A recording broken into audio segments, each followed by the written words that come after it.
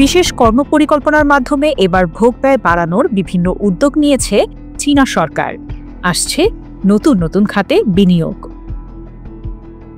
মূলত অর্থনীতি চাঙ্গা করতেই নতুন পদক্ষেপ গ্রহণ করেছে দেশটির সরকার।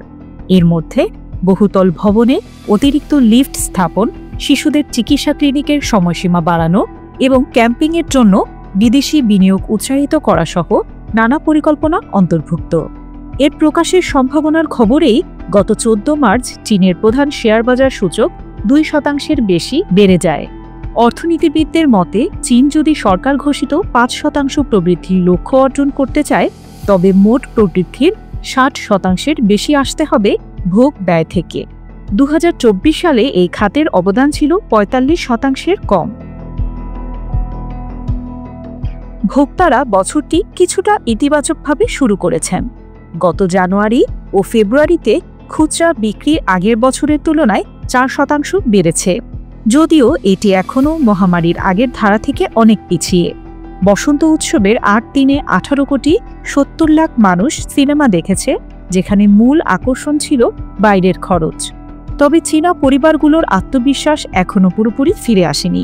কঠোর কোভিড-19 বিধিনিষেধের পর তারা এখনও তুলনামূলক বেশি সঞ্চয় করছে। অধিকাংশ সঞ্চয় ব্যাংক জমা ও আর্থিক সম্পদে বিনিয়োগ করা হচ্ছে নতুন বাড়ি কেনার পরিবর্তে।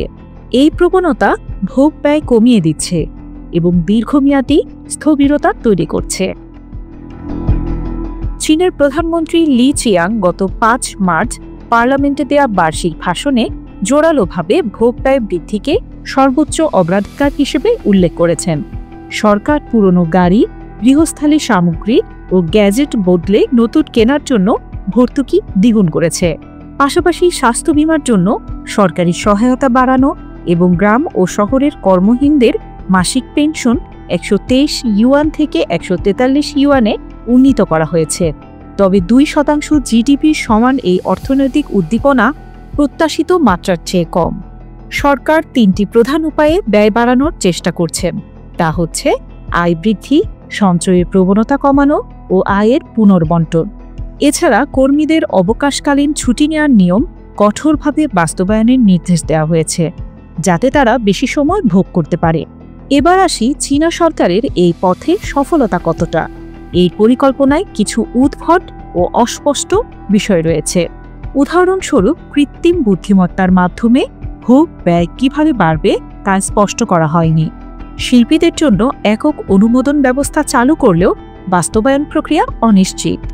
এছাড়া ড্রোন শিল্প, প্রবীণদের অর্থনীতি ও শীতকালীন ক্রীড়া খাত নিয়ে সরকার আগেও পরিকল্পনা করেছিল, যার নতুন পরিকল্পনাতে পুনরাবৃত্তি হয়েছে। কিন্তু যথাযথ সরকারি ব্যয় বরাদ্দ ছাড়া এই পরিকল্পনাগুলো সফল হওয়ার সম্ভাবনা কম।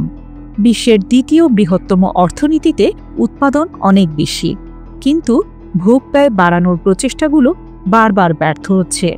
নতুন এই পরিকল্পনা চীনে কতটা কার্যকর হবে, সেটাই এখন প্রশ্ন।